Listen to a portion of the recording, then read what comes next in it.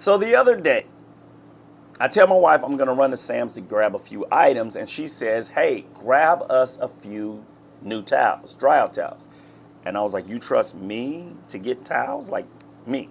She was like, yeah, grab a few towels. So she ends up going to Sam's before I do. So I don't end up going shopping. She does. So I asked her this morning when I'm getting out of the shower, I said, sweetie, did you get some new towels? And she said, I didn't. They were too expensive.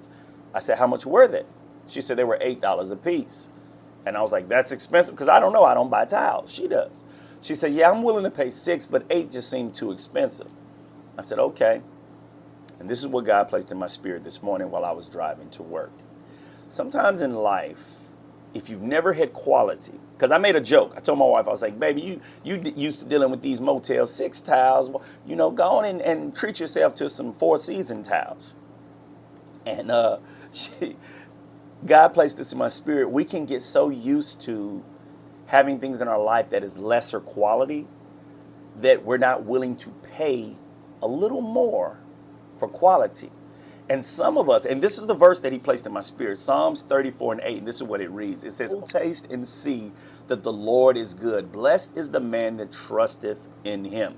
The moment you taste of the Lord, the moment you do it, you will never want to go back to the Motel 6 towel. The $6 towel won't do anymore. If you ever get to experience the softness, the plushness of this $30 towel, you might end up buying all $30 towels. The moment you taste of the Lord and you see how good he is, oh, I'm not going back to my old ways. I'm not going back to who I used to be. I am now a child of the King, and I will walk like it. I will act like it. I will talk like it, because I have tasted.